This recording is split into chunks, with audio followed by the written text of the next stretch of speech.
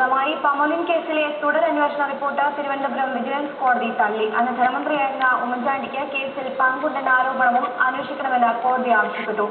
3 മാസത്തിനകം പുതിയ റിപ്പോർട്ട് സമർപ്പിക്കണമെന്നും കോടതി വിജിലൻസിന് നിർദ്ദേശം നൽകി. കേസിനെ ധാർമ്മികപരമായും നിയമപരമായും നേരിടുമെന്ന് മുഖ്യമന്ത്രി പ്രതികരിച്ചു. അന്വേഷണം താൻ തന്നെ ആവശ്യപ്പെട്ടതാണെന്നും അന്വേഷണത്തെ സ്വാഗതം ചെയ്യുമെന്നും ഉമ്മൻചാണ്ടി വ്യക്തമാക്കി.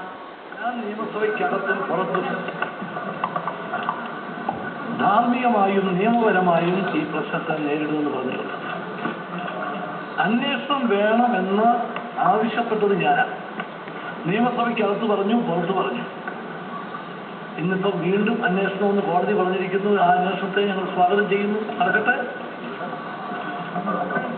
ഈ കേസ് 1991 20 കൊല്ലം മുമ്പുള്ളതാണ്. അതിനിടയ്ക്ക് ഇടതുപക്ഷം ഭരിക്കുന്ന സമയത്താണ് ഈ കേസ് എടുത്തത്. അന്ന് വിശദമായ അന്വേഷണം നടത്തി അതിനുശേഷമാണ് എന്നെ സാക്ഷിയാക്കിയത്. ഇപ്പം ഏത് അന്വേഷണത്തെയും ഞാൻ സ്വാഗതം ചെയ്യുന്നു. ഞാൻ ഏറ്റെടുക്കുന്നതിന് മുമ്പ് പാർട്ടി നേതൃത്വത്തെ ഈ കേസിന്റെ വിവരങ്ങൾ അറിയിച്ചിട്ടുണ്ട്. ഉമ്മൻചാണ്ടി മുഖ്യമന്ത്രി സ്ഥാനം രാജിവെക്കേണ്ട സാഹചര്യമില്ലെന്ന് KPCC അധ്യക്ഷൻ രമേശ് ചെന്നിത്തല. ഉമ്മൻചാണ്ടി കുറ്റക്കാരനല്ലെന്ന് കണ്ടെത്തിയത് LDF സർക്കാരിന്റെ കാലത്തായിരുന്നുവെന്ന് കോൺഗ്രസ് വക്താവ് MM ഹസൻ. വിജിലൻസ് റിപ്പോർട്ട് അംഗീകരിച്ച തുടർ നടപടികളിലേക്ക് കടക്കുകയായിരുന്നു കോടതി ചെയ്യേണ്ടിയിരുന്നതെന്ന് UDF കൺവീനർ PP തങ്കച്ചനും പ്രതികരിച്ചു.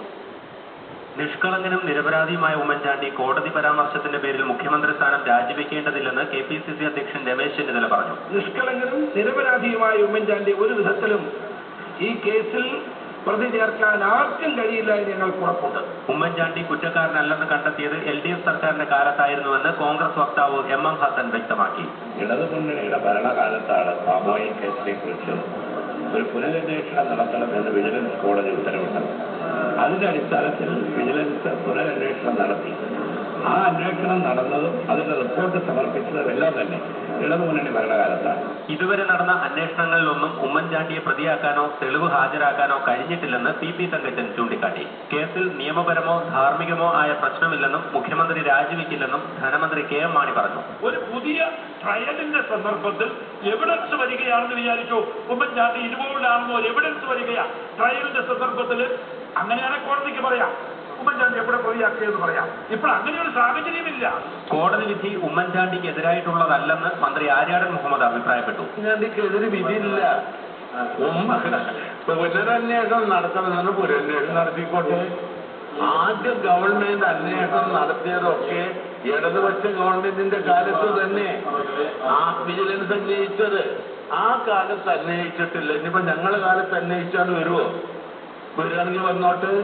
കേസ് കെട്ടിച്ചമച്ചതാണെന്ന് വ്യവസായ മന്ത്രി PK കുഞ്ഞാലിക്കുട്ടി പറഞ്ഞു. കഴിഞ്ഞ ഗവൺമെന്റിന്റെ കാലത്ത് നോക്കിയില്ല എന്ന് പറഞ്ഞ ഒരു വിഷയം ആരും ഇപ്പോ ഉണ്ടെന്നൊന്നും പറഞ്ഞിട്ടുമില്ല, കോടതി പറഞ്ഞിട്ടുമില്ല. കുറ്റാരോപണമില്ലെന്നും ഉമ്മൻചാണ്ടി മുഖ്യമന്ത്രി സ്ഥാനം രാജിവെക്കേണ്ട സാഹചര്യമില്ലെന്നും കേന്ദ്രമന്ത്രി വയലാർ രവി അറിയിച്ചു.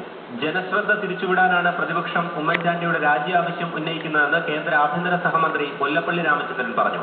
ഏത് അന്വേഷണം നടത്തിയാലും ശ്രീ ഉമ്മൻചാണ്ടിക്ക് സാമൂഹിക കേസുമായി യാതൊരു ബന്ധവുമില്ല എന്ന് അസന്നിഗ്ധമായി